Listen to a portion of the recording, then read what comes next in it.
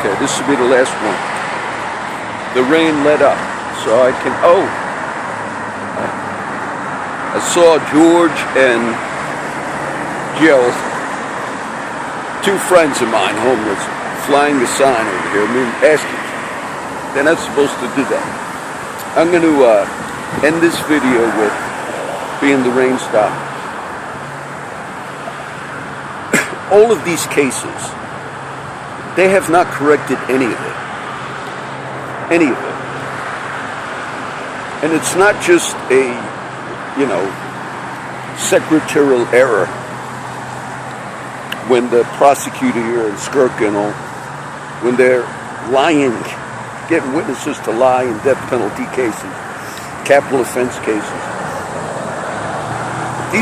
This is not mistakes they're making. These are crimes they're committing. That the judges in this county, Nueces County, are unable to restrain them. And judges from the bench are telling defendants, your only recourse is you're going to have to take the prosecutor and the authorities and cops to civil court. Judges are recommending defendants in this county that their only recourse is to sue local law enforcement because of what they're doing. Judges from the bench. That takes place nowhere in the United States of America. Even Dade County, which was considered #1 corrupt, they might have had to change the rating and put us as #1. I know of no, look, all of my friends from the Northeast, do you have judges in Bergen and Hudson County recommending to the citizens their only recourse is to take your DAs and your cops to civil court? Judges from the bench recommending that. I stand in the spot, I parked in the spot where a few years ago CCPD, they would trail me. And my friends that were with me saw that. But they'd park here 24/7, right here, right where I'm parked now. And I thought all the time that spent.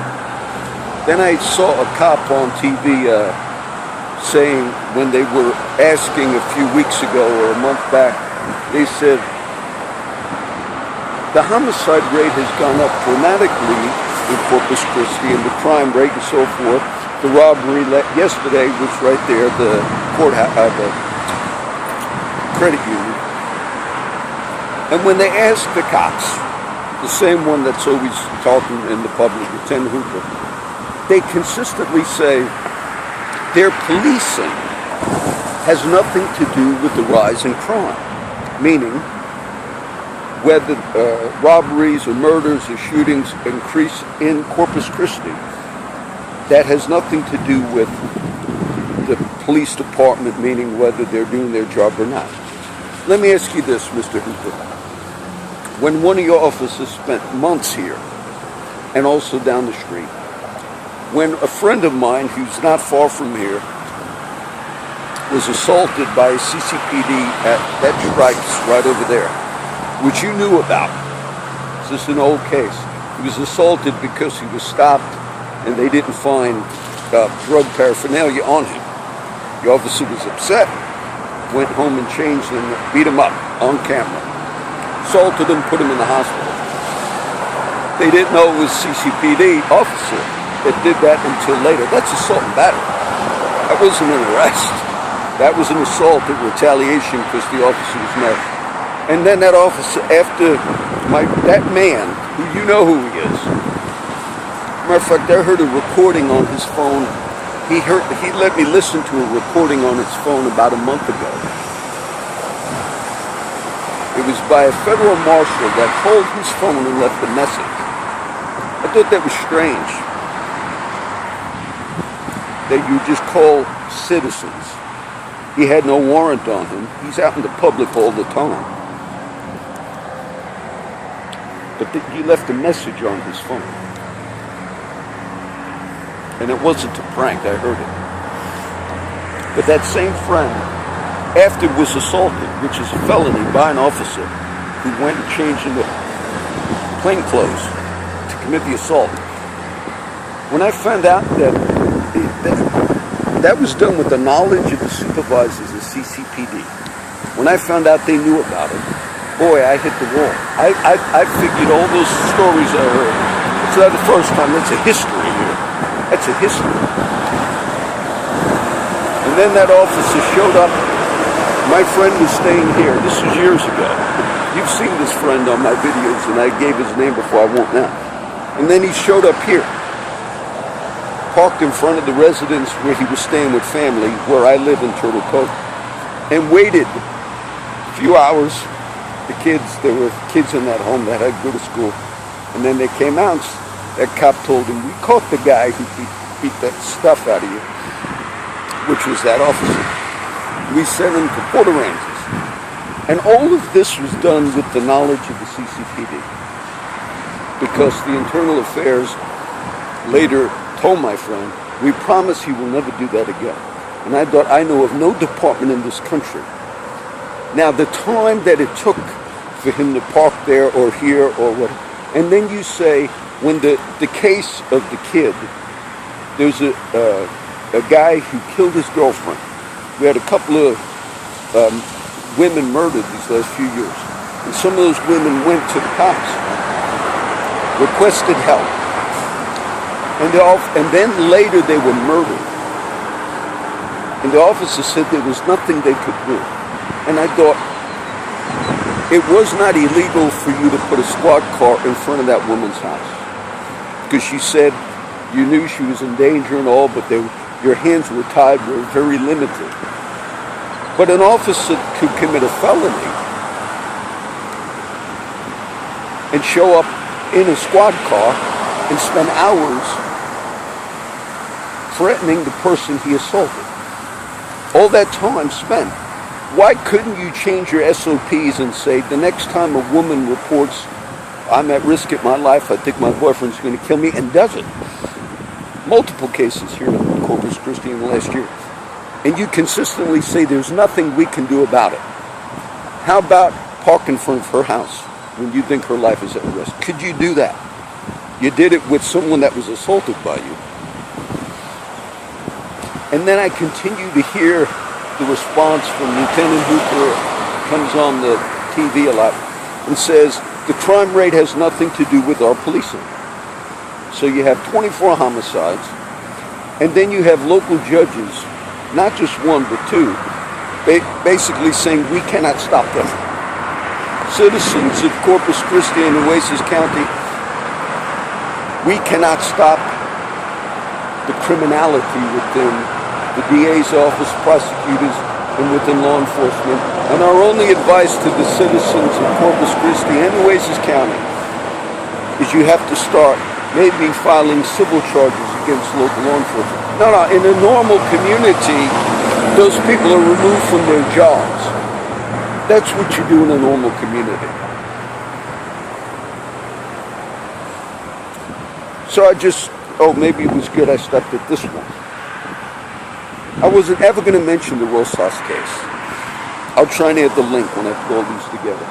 And none of these stories are new. But the problem is, they keep happening here. You see, that's the problem.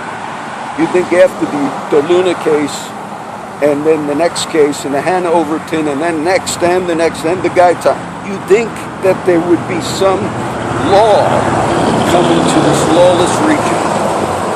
There's not. There's not. They continue to do it.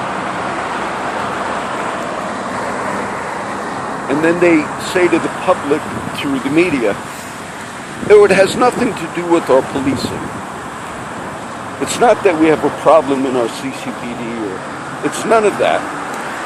That just shows you right off the bat that they're not taking responsibility, not only for not doing the policing they're supposed to do, not only for not lying in the courts, which the judges are saying we're breaking the law by withholding evidence, impugning, getting witnesses to perjure themselves, and all this, and over and over and over. But then the response from the local authorities is basically, we're going to keep doing it. And that's just the way it is. The amount of money you put into the police department in this city, which is a lot. It's higher paid than other places. You would think that you'd have people in charge in supervisory positions that would know how to do something about this stuff. But you don't. You don't. And it comes from the top down. I could have taken you out. The other video I made, close to the courthouse, there's property owned by a judge over there. I have friends that are involved in all types. Oh, there goes a cop. I have friends involved in all types of activities in this city.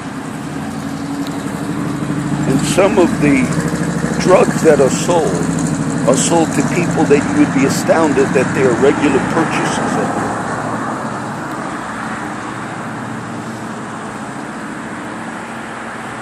My friends, when they relayed some of these stories over the years, they're like, you wouldn't believe.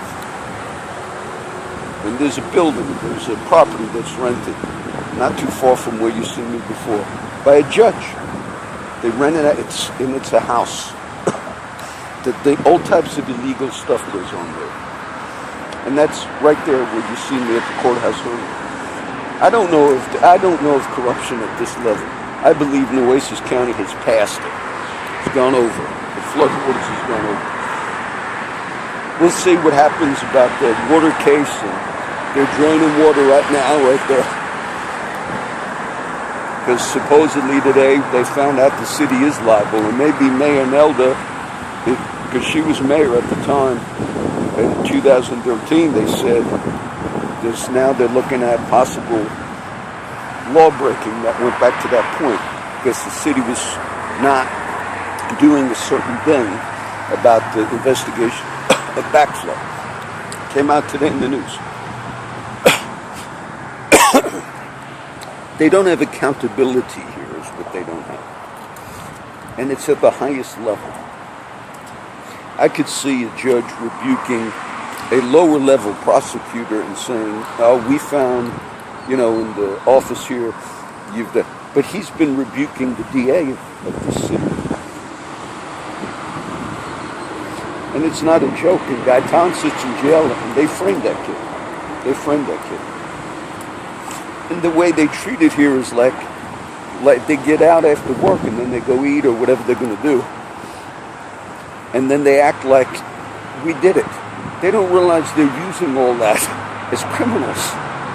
When you have people lie and under oath, and you yourself as the chief law enforcement of this region are purposefully a history of it. Papers reporting on it. And they're unstoppable here. They're unstoppable here. Okay? So we'll end with this one. And that's all. None of these are new. If you Google if you go to my YouTube and, I don't know, the titles of CCPD, things like that, and it's not changed. It's not stopped. Because the most recent one I just gave you happened again. I don't know what to tell everybody. We trust in God, we pray, but we need to expose some of that. You talk about these issues. You let people see them. You don't just let them go on for years and years and years and years.